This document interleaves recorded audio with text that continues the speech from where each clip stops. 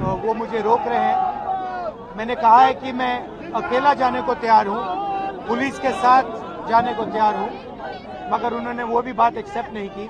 Police वालों के पास कोई जवाब नहीं है। शायद उत्तर प्रदेश की स्थिति क्या ये है कि आप इतना भी नहीं संभाल सकते, तो फिर आप इतना गर्व से क्यों कहते हैं कि लॉ एंड ऑर्डर आपने संभाल रखा है यूपी में? पुलिस के गुंडे ही जिस तरीके से कानून का काम नहीं करती, कानून ने कहा सर्वे हो गया, दूसरे दिन कौन सा कानून आपको ऑर्डर दिया, आप जाके गोली चला दी, मासूम को मार दिया। क्यों रोक रहे हो आप? पीस के लिए राहुल गांधी जा रहे हैं, वहाँ कोई हिंदू मुसलमान या जाति का झगड़ा तो नहीं है। नमस्कार, हम संभल जाने की कोशिश कर रहे हैं, पुलिस मना कर रही है, अलाउ नहीं कर रही है। एज एलओपी मेरा अधिकार बनता है कि मैं जा सकता हूं, मगर तब भी वो मुझे रोक रहे हैं। मैंने कहा है कि मैं अकेला जाने को तैयार हूं, पुलिस के साथ जाने को तैयार हूं, मगर उन्होंने वो भी बात एक्सेप्ट नहीं की और अब कह रहे हैं कि कुछ दिनों में अगर हम वापस आएंगे तो फिर वो हमें जाने देंगे। ये एक्चुअली जो एलओपी के अधिकार हैं उसके खिलाफ है, मुझे अलाउ करना चाहिए।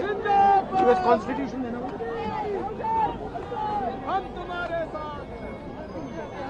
ये कॉन्स्टिट्यूशन के खिलाफ है।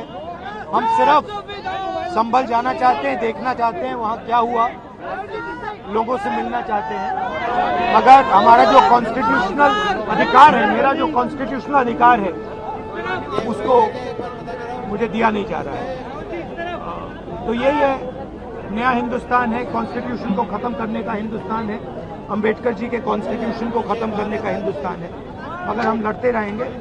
धन्यवाद। देखिए, जो संभल में हुआ है वो गलत है। राहुल जी नेता प्रतिपक्ष हैं, उनके संवैधानिक अधिकार होते हैं, वो बाकी लोगों से अलग होते हैं, उनको रोका नहीं जा सकता इस तरह से। उनका संवैधानिक पद है, संवैधानिक अधिकार है कि उनको अलाउ किया जाए कि वो पीड़ितों से मिलने जाएं।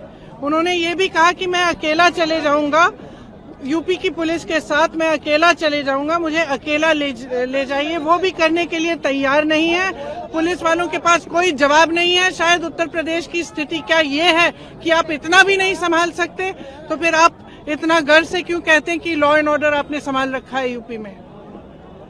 तो नेता प्रतिपक्ष है, उनका संवैधानिक अधिकार है, उनको मिलना चाहिए, उनको इजाजत देनी चाहिए थी जाने की। ये दो व्यक्ति का झगड़ा है, मलजुद है, हम बड़ा तो तुम बड़ा। सम्राट कौन?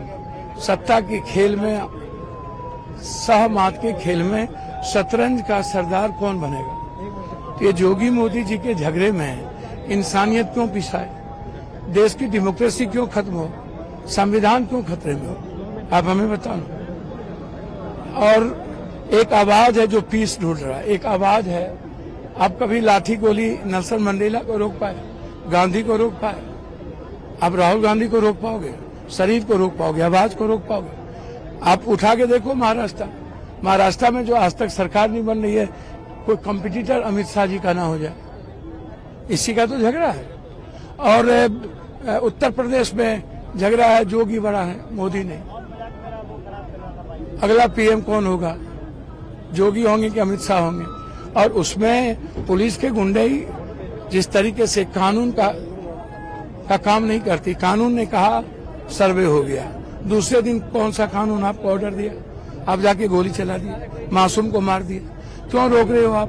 पीस के लिए राहुल गांधी जा रहे हैं, वहाँ कोई हिंदू मुसलमान या जाति का झगड़ा तो नहीं है, वहाँ पुलिस का आतंक है। तो पुलिस के आतंक के आवाज के खिलाफ राहुल गांधी जी हैं, प्रियंका जी हैं, तो आप राहुल और प्रियंका की आवाज को नहीं रोक सकते।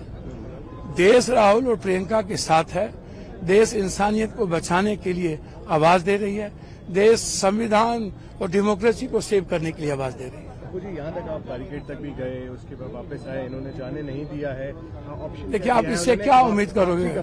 रोपिएगा बबूल, खाइएगा खजूर, इनसे क्या उम्मीद करोगे? इनसे गोली लाठी के अलावे, नफरत के अलावे, देश तोड़ने के अलावे, गृह युद्ध के अलावे इनसे और कोई उम्मीद कर सकते हो? आप हमें बताओ।